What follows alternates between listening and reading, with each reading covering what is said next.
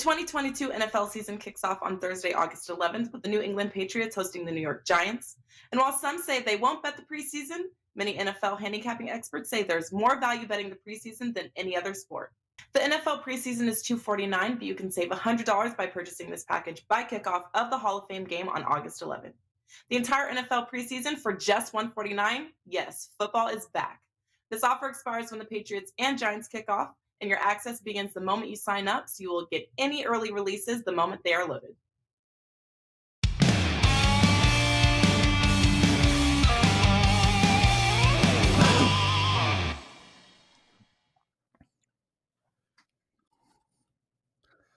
Welcome, everybody, to WagerTalk Today. I'm Lawrence Prez, he's Teddy Covers, and you're watching the world's best daily sports betting show. And, Teddy, we have a good one today. Andrew McInnis is going to start right off the bat. We're going to look into some CFL bets. That is Canadian football, for anyone who is not familiar with the acronym. Then, Steve Merril. We can't go 3 days without a Merril sighting. He's going to look at the Dodgers and Rockies, the Red Sox and Blue Jays. And Adam Trigger is going to end the show with the Rangers, Royals, Marlins, Cardinals. Dude, I lost my play last night. I had the under in the Milwaukee Brewers game. Almost got there. Missed by one. It was a terrible loss. But anyway, how did you do? So Prez comes back, and the first thing he does is jinx me. Are you still hot? Are you still hot, dude? That's the first thing you said on air to me after I've hit 60% across sports for nearly 4 months. So what happens? After Prez jinxes me, I have literally my first 0-2 MLB night of the year. I've gone 0-2 all year in MLB. Now, admittedly, lots of days I only have one play. Some days I have none. But there's plenty of times I have 2 games, occasionally 3, and 0 offers all year until last night. Now, I did have an 0-1 with an off pitcher one other time. But 0-2s. Thanks, Prez. I appreciated you jinxing me last night. Really enjoyed that. Something else happened last night. I'm jumping in right here. Right. So what I'm hearing from you is, hey, Prez, when I was on that 70% run in NBA for 4 months, and every day you asked me if I was winning, you were my good luck charm. And last night, eventually, the good luck wore out. Is that what I'm hearing? No, it was all about how you phrased it. The first thing you said to me, "Are you still hot? You know, you're still running so good." And it was just you could feel the momentum shift with that very comment. So then, are you suggesting? So No. Are you suggesting then that I am the most important man in the world? I have a phone line to God and have the ability to affect your plays. It's funny because Tony Mejia was on yesterday's show, with yesterday or Monday, and he was like, when I asked him about, I was asking about Kramer for Baltimore, and he's like, you use your witchcraft in the follow-up question to get a good start, the first good road start out of that guy. And I'm like, if I had witchcraft I could use, I wouldn't be using it to mush your games. I'd be using it to win my games. Obviously, exactly. You're being back didn't affect. Wasn't the cause of my 0-2 last night. I'm not a lucky pants guy, but nonetheless, I thought it was ironic in a big way. There's something else happened last night, though, Prez, that I want to talk about just real quick, because I don't get a chance to hang out with the political class very often. You know, normally I'm not going to talk politics on the show unless it's a bet we can win.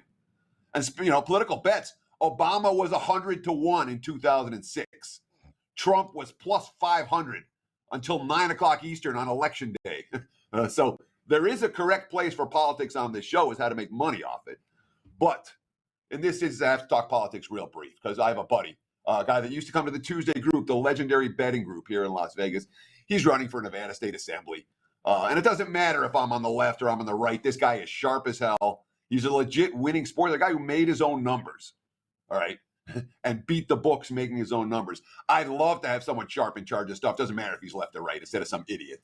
So it was fascinating. The crowd, it was a kickoff event for his state legislator campaign. You know, the men and women in the room, all, I call them lower level operatives, political operatives, but at all the feel of guys who are going to be governors candidates or senator candidates 10 or 20 years from now. So I just shook everybody's hand in the room, just say that I did it, all the movers and shakers. Again, if you live in District 2 in Las Vegas in the Summerlin area, I encourage you to vote for my guy. And if you don't want to donate to a sharp dude, check out at Nick4, the number 4NV on Twitter, or the website, www.nick4nv.com. He is a friend of mine, and I think he's sharp as hell. Of course, he's a dog in his campaign. He's not the incumbent, and it's hard to say, is he plus 150, plus 250, plus 500?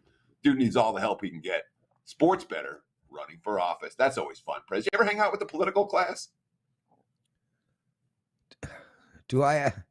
Firstly, I will answer that question. But firstly, WagerTalk does not officially endorse this person. Teddy does. Correct. And Correct. nor does He's my the Prez. Teddy does. Nor does WagerTalk Today. Teddy does. Now that we've got the disclaimers out of the way, please, brother, when in my youth, I spent a lot of time with both Justin Trudeau, the Prime Minister of Canada, and, are you ready for this? Ted frickin' Cruz. No, a lot of time? What does that mean? Well, weekend after weekend after weekend for years. Doing what?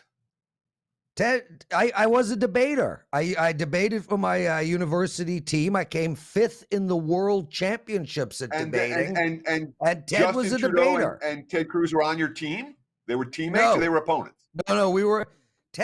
Justin debated for McGill, another university, and Ted, was it Harvard? Ted debated for one of the three, Harvard, Yale, or Princeton. I mean, it's a long time ago, but I'm thinking it was Harvard. But dude, I was like, Ted was so funny then because nobody liked him. But he had an aura about him. When he walked into the lunchroom, people were like, that's Ted Cruz. That's Ted Cruz.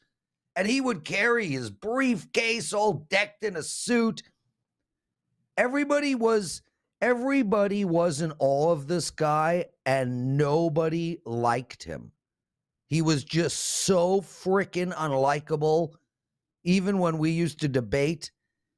And he was so pompous. Anyway, yeah, Seth, Prez was a master debater. He's never heard that joke before, Seth. You're a genius, Seth. Anyway, so I spent a lot of time with those two guys, and I've spent tons of time with political candidates and whatnot throughout the years. I wanted to go into politics, Teddy. I showed up for a meeting. I was, 21 and a know-it-all right out of university, 22, whatever. I show up to a meeting. I'm like, okay, I want to run. Give me a district. They're like, yeah, you're going to be putting signs on lawns for this coming election. I quit. And that was the end of my political career. Yeah. It was interesting because I really haven't spent a lot of time as an adult. I worked in D.C. Back in the day. But since I moved to Vegas, I haven't spent any time with the political class, and hanging out with them last night was interesting. I'll leave it at that. Yeah. Plus, you got to remember when your brother is like a multi-billionaire, he has political people over. They're all trying to get money and blah, blah, blah. So it's all around me, man. It's all around me. One of my best friends for about 7 years was a guy named Jerry Butts. You don't know who he is, but a bunch of the people in the chat room do. He pretty much is the Prime Minister of Canada de facto. He's the mouth behind Justin Trudeau. Andrew Mcinnis joining us. Andrew, you're 6'12" and handsome and young. You going into politics?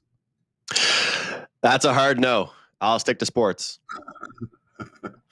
Yeah, fair enough. Are you going to see the cup when McKinnon brings it around? I know there's only about 7 of you that live in the Halifax. Yeah, definitely. I hope so. I remember the Crosby parade just like it was yesterday. And I don't know if you saw the quote that he said, but he said, I was the drunkest person at Sid's parade, so he better be the drunkest person at my parade.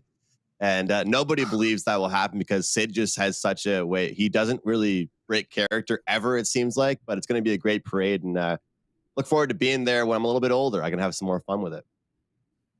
Mark I'll pretend it's Speed my parade. writes, Prez, how dare you? I dared. What's he talking about, Teddy? What did I do? What did I do? You did something bad. Let's ask you about some sports. Yes. First, we got to congratulate the dude, man. He just finished the NHL season, number one by far. I mean, by far. So way to go, Andrew. Awesome. And what an outstanding calendar year you're having as well, man. Thank you very much. Yesterday, I tweeted out that I surpassed the plus 200% bankroll mark, and I was just shocked by the response I got from people. I was expecting, a couple pat on the back, good for you, man. But hey, I really appreciate all the kudos, and now the pressure's on to maintain it. it's like you asking Teddy how you running. It's yesterday's in the past, but I have been really excited, and low volumes been really helping me. And with the NHL run, it all started when I went on a 17-0 run. During that span, one play a day. Yeah. That was what really turned around my season. Excellent stuff. Well, let's get into some Canadian football, man. Season just begun. Guys out there, the Canadian football offers an incredible opportunity to make money. This is a sport that very few people pay attention to, and yet a lot of sharp people bet on a regular basis. We got Thursday matchup, BC Lions versus Ottawa, minus 2.5 of BC. The total is 47.5. Andrew, how do we bet this game? Yeah, no pressure coming into today. I went 2-0 last week on the CFL picks with Steve and Teddy. So let's try and do it again here, guys. BC and Ottawa here. We have Ottawa off a bye, and their first two games they've played so far on the season were against the back-to-back Grey Cup champions. It was a weird way for them to start off their year as a team that was dead last, the no doubt worst team in the league.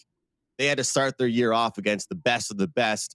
And it was kind of some, slow pace, weird games. They lost 19-12 in the first one and 19-17 in the second one. But guys, I'm looking at the over here, and it might shock you, me looking at the over with the fact that Ottawa played in those two type of games for their first two games in the season. But BC right now is off to an unbelievable start to their season. They put up 59 points against Edmonton. Now, some might say, okay, that's fine. That's Edmonton. They're not very good. They're the bottom team of the West.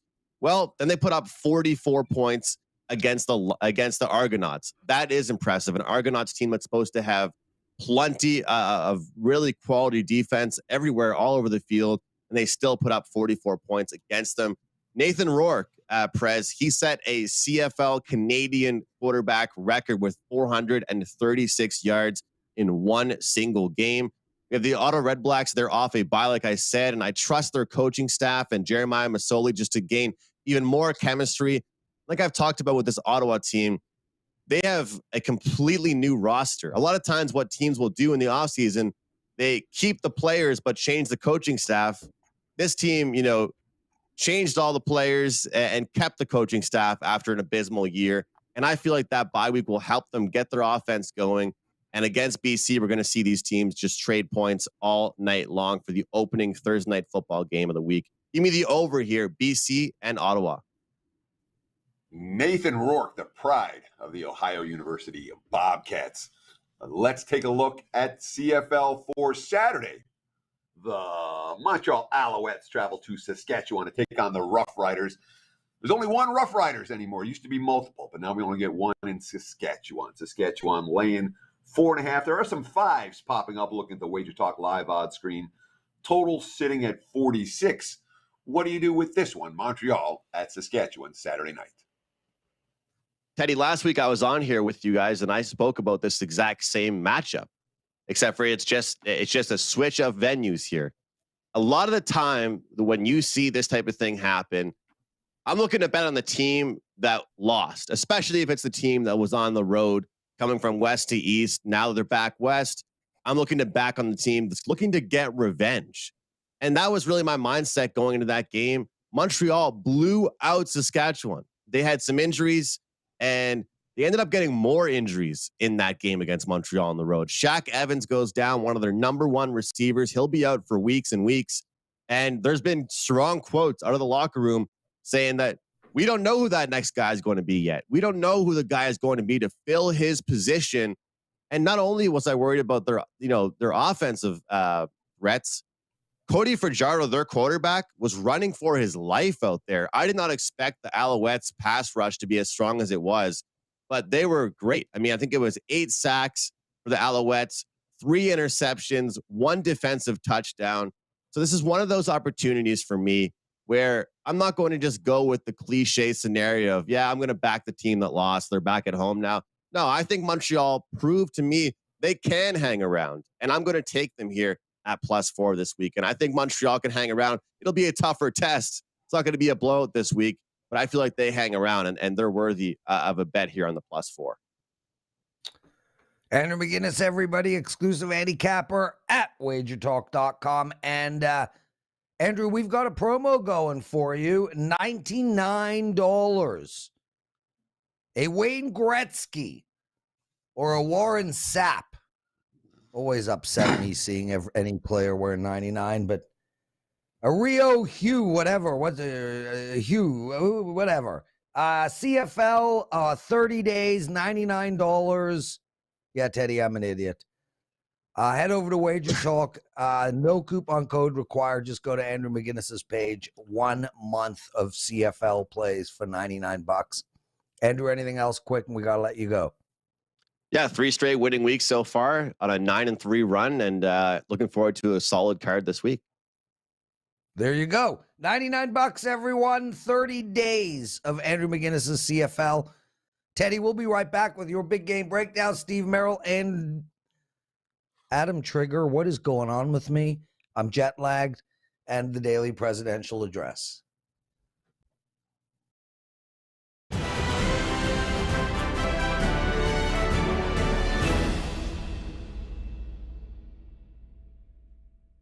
The 2022 NFL season kicks off on Thursday, August 11th, with the New England Patriots hosting the New York Giants. And while some say they won't bet the preseason, many NFL handicapping experts say there's more value betting the preseason than any other sport. The NFL preseason is $249, but you can save $100 by purchasing this package by kickoff of the Hall of Fame game on August 11th. The entire NFL preseason for just $149? Yes, football is back. This offer expires when the Patriots and Giants kick off, and your access begins the moment you sign up, so you will get any early releases the moment they are loaded.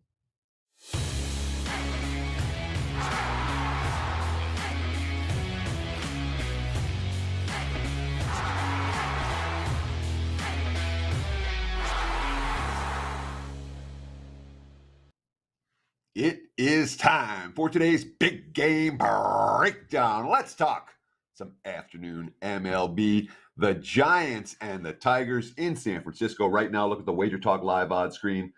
San Fran, let's call them -$2. There is a little bit of variance there. Total 8 with juice to the over. There has been a fair bit of over money come in on this ballgame. I don't know if the markets trust Alex Wood today, San Fran starting pitcher. He was lit up last time out.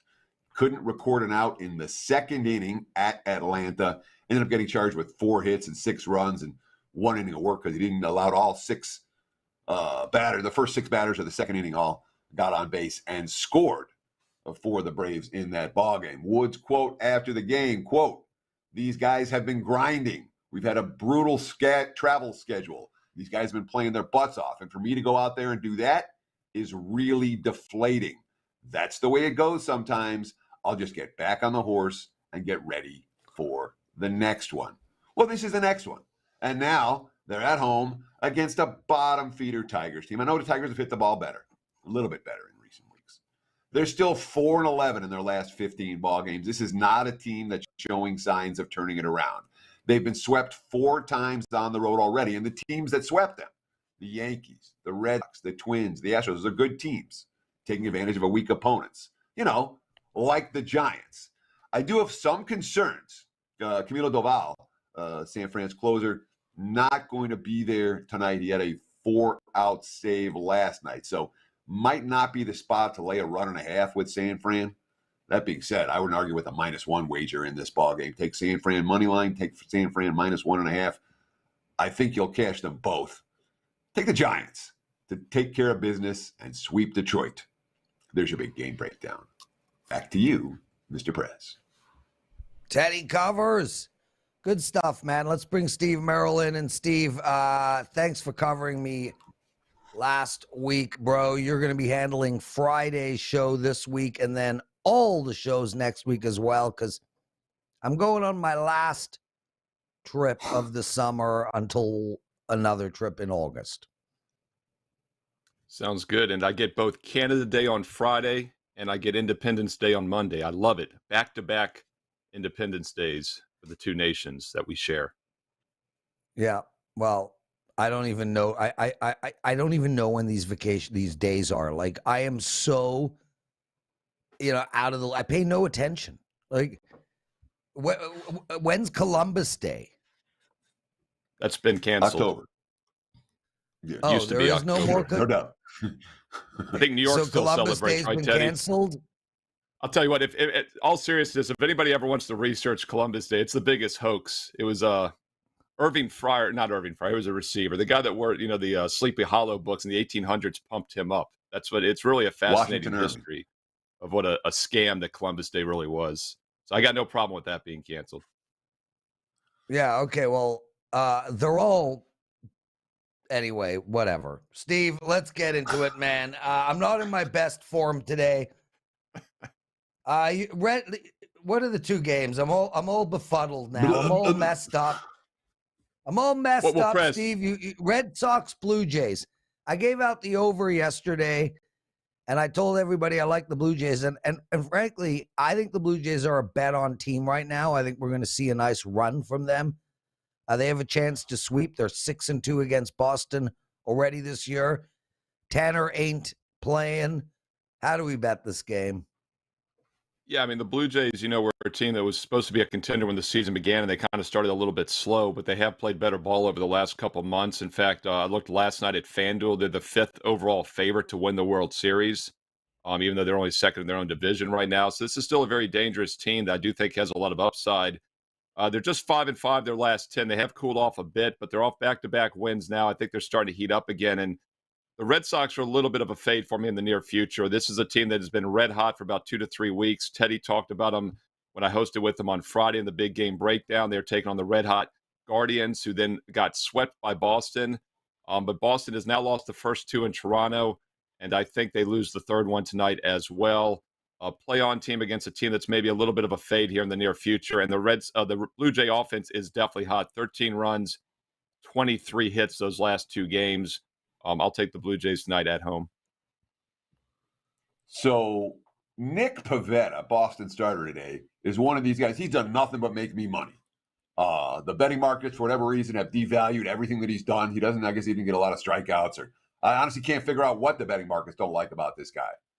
But in his last 9 starts, the Red Sox are 8-1, and he's given up 1 run or 0 run in 6 of those, 2 runs, 3 runs, and 4 runs. So they've been in every single game. Are you worried at all about Pivetta's excellent current form and the price tag that's attached to Toronto today with Manoah as a guy who's getting a lot of betting market respect? Yeah, 2 good pitchers. I mean, yes, Pivetta is a solid pitcher here, but then you look at Manoah's numbers, better ERA, better whip, and they're 10-4 when he pitches. So like you said, Pivetta, the team record is just 8-7, I believe, for the Red Sox, 10-4 for the Blue Jays, 3.2 ERA versus a 2.1 for Manoah, 1.1 whip versus a 0.96. So Pivetta's been good. Manoah's been even better, and I think the Blue Jays are the better offensive team and at home, so they have all the edges still. Yeah. Steve Merril, everybody, I'm with you, bro. I think the Blue Jays are the right play as well. And I'll tell you, I'd look at the over as well, even though both pitchers are really good. The Blue Jays bullpen is a mess. So, if that game is low scoring for the first 5 innings, I would take a look at the over. Steve, Twins Guardians. How we betting this one? Yeah, as I mentioned a moment ago, Teddy talked about this last Friday when he took Boston over Cleveland in the big game breakdown. Cleveland had been red hot, hottest team in baseball for a while, but they were definitely due to cool off, and that appears to have been happening. They lost that game 1-0 to Minnesota last Thursday, and then that translated into the 3-game sweep at home, as I mentioned, against Boston.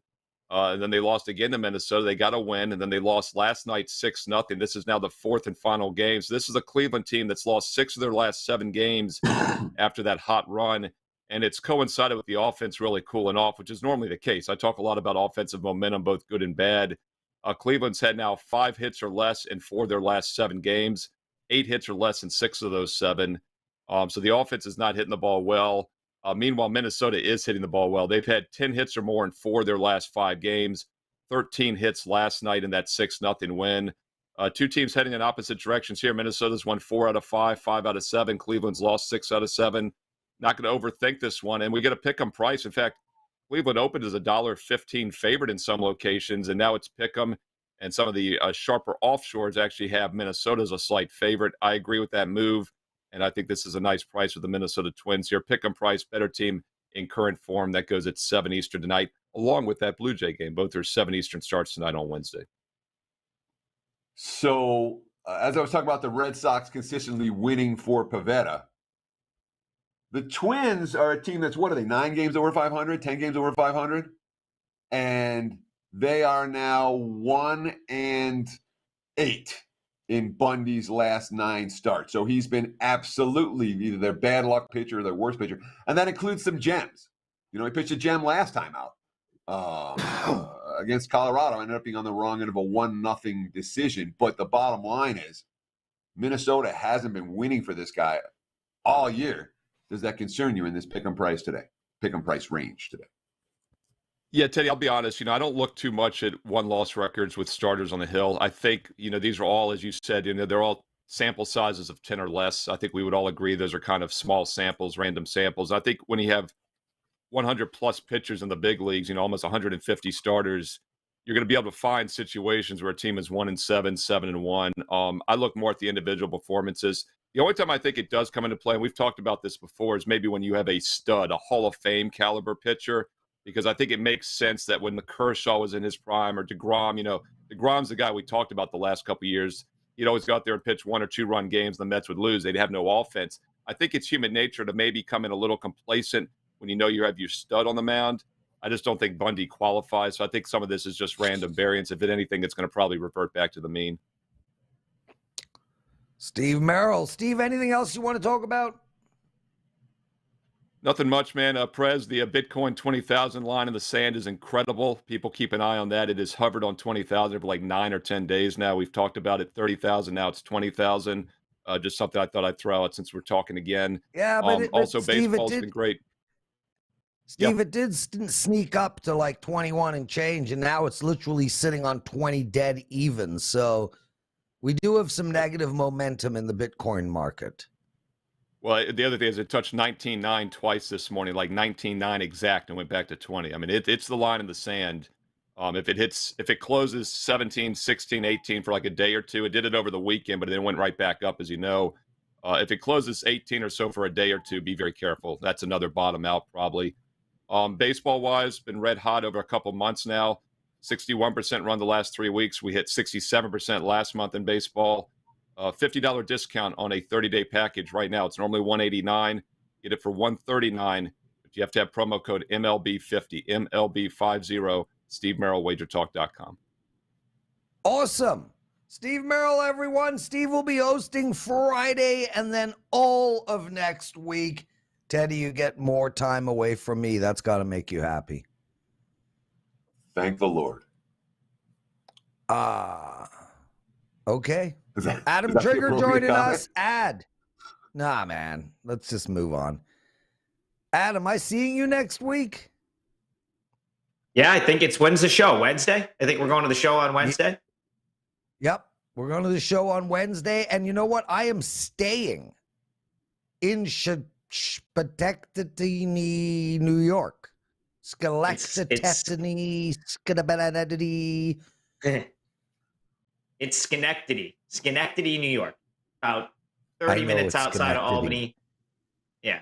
It's just, listen, Prez, you're staying right at the casino. It's only a couple years old, right down the street from my place. Nice sports book there.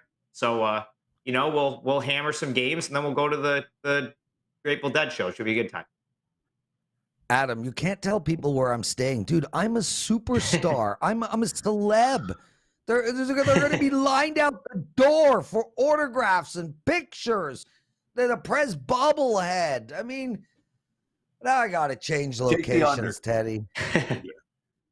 Take the under on the fan support. Yeah, exactly. Adam, love having you on the show, man. Awesome stuff. Let's get straight to it. Rangers, Royals, you're going to be betting this game. Where are you going? Yeah, it's a little spot play for me here, Prez. And I made it a 4% play for clients. I love coming on this show with, client plays to give out. And Royals plus 103 is a play for my clients today. So I missed with the Royals last night. So the first miss I've had in a while. I'm on a 29-12 baseball run overall right now. So it's been going really good. Listen, Royals were horrible last night, but they've got Zach Greinke on the mound here, who's been much better at home. He came off the DL, looked sharp over the weekend. And Texas, in my opinion, is in a tricky spot. So they go to the Mets over the weekend. In my opinion, this is potential look ahead spot for the Rangers, because playing in Citi Field for a team that never really plays there, Mets are the best team, one of the best teams in the NL. I could see that being a little bit of a distraction. It's kind of a big series. And then I look at Dane Dunning, who's starting for the Rangers, and his numbers on the road are awful. 0-4, 6.03 ERA on the road this season, and teams are hitting 308 against him. And, the Royals, they can hit. They're inconsistent, but the offense isn't, I don't think it's quite as bad as the numbers make it out to be.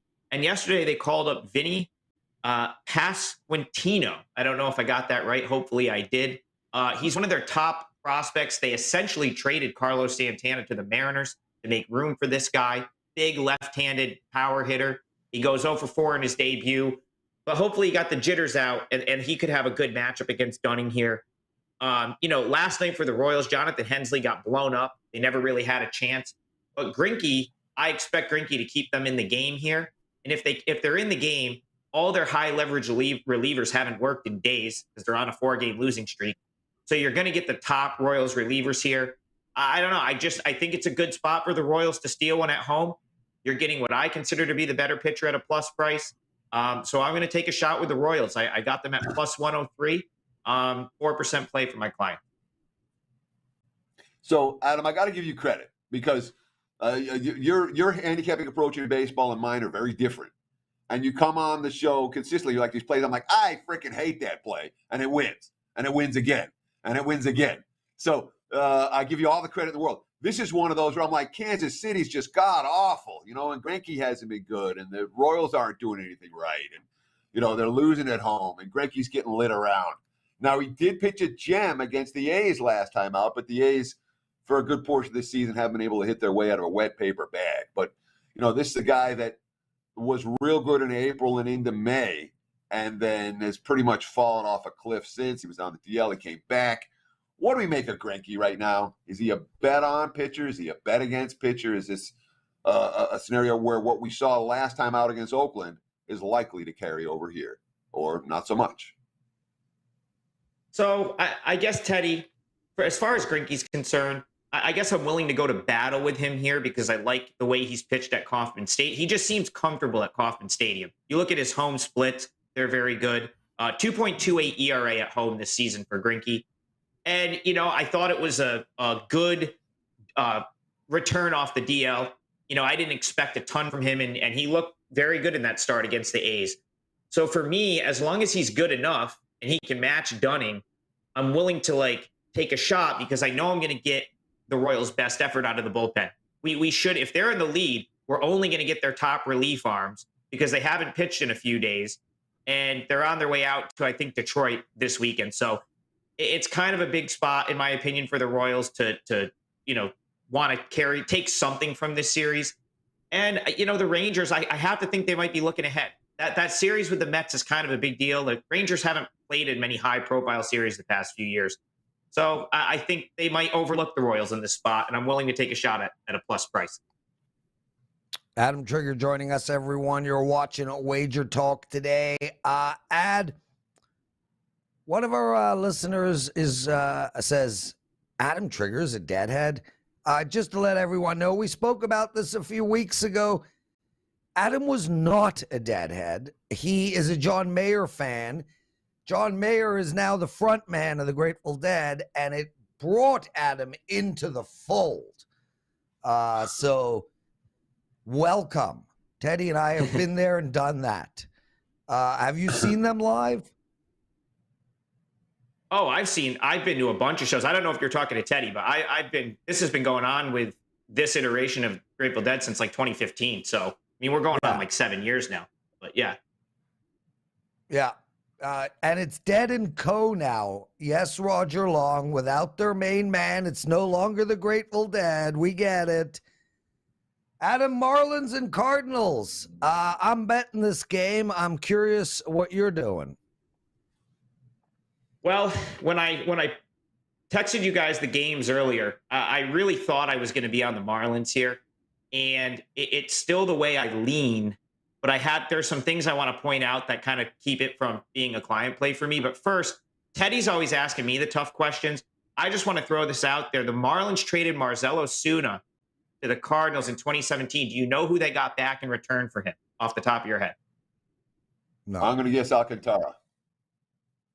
Yeah, it was Alcantara and Zach Gallen. That's like a nerd thing for me. I love going back and looking at old trades. And like, I mean, they nailed both of those guys, right? Because like Alcantara is one of the best pitchers in the league now. He's going to start here. And the Marlins turned Zach Gallen into Jazz Chisholm. So, I mean, aces on that trade for the Marlins. And that's where my concern starts, because it looks like Jazz Chisholm might be on the DL starting today.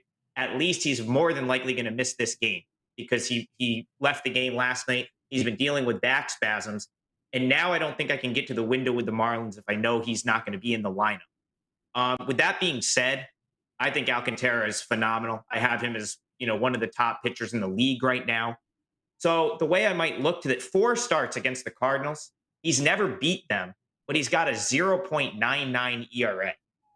So this one's not going to make my card, but I think if I was going to bet it, I'd look to Marlins first 5. At least then you're basically betting on Alcantara. You're not going to have to, deal with a scenario where if the Marlins just don't score at all and they can potentially lose it late.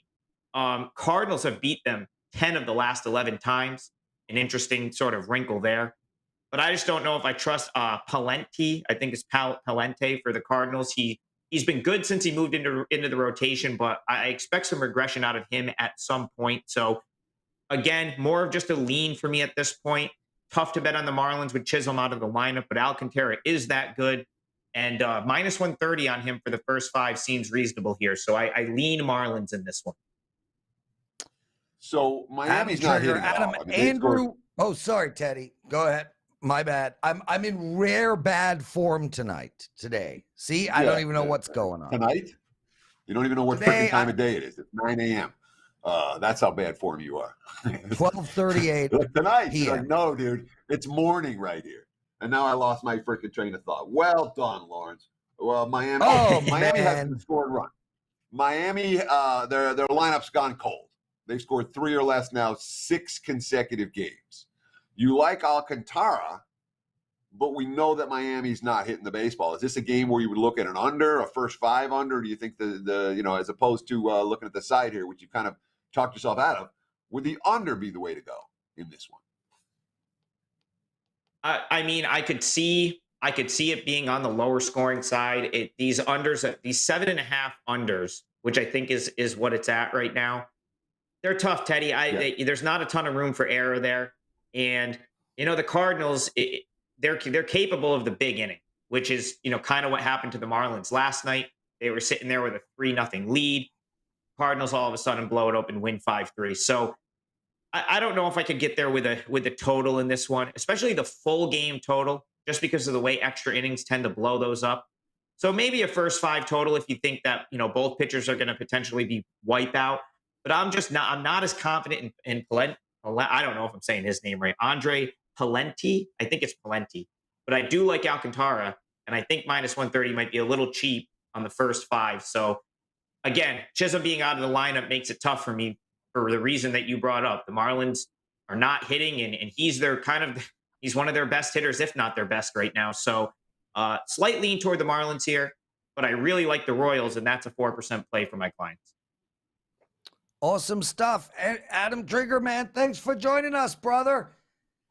Teddy, Andrew Wojcicki and Dylan are going to see the Dead and Co. tonight in Pine Knob. I have been to 2 Pine Knob Grateful Dead shows, and that is the best venue on the East Coast by far. It is freaking spectacular. Did I hear a no in my ear? I'm trying to understand. Prez, have you been to SPAC yet, or is this going to be your first Saratoga trip?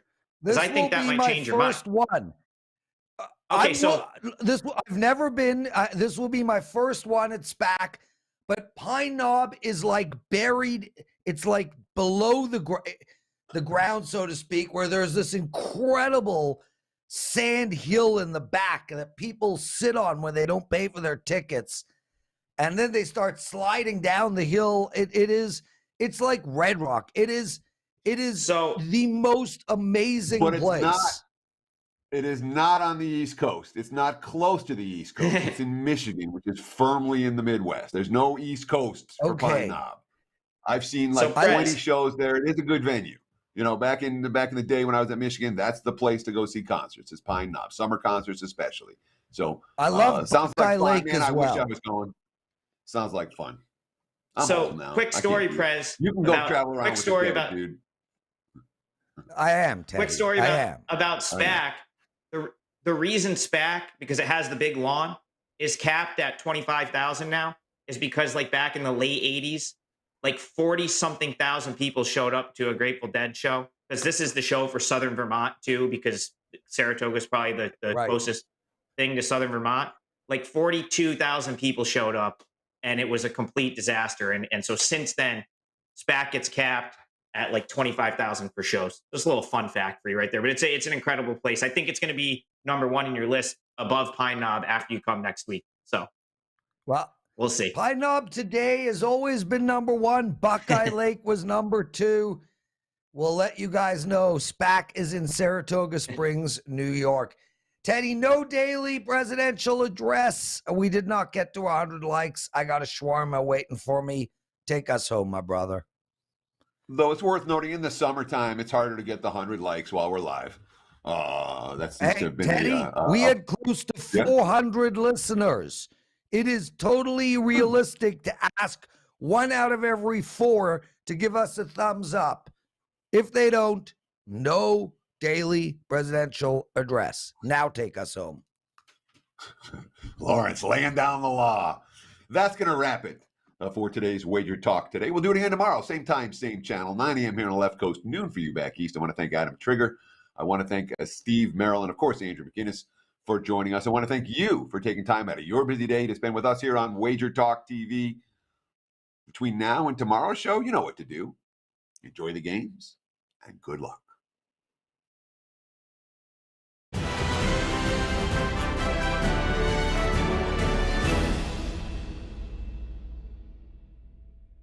The 2022 NFL season kicks off on Thursday, August 11th, with the New England Patriots hosting the New York Giants. And while some say they won't bet the preseason, many NFL handicapping experts say there's more value betting the preseason than any other sport.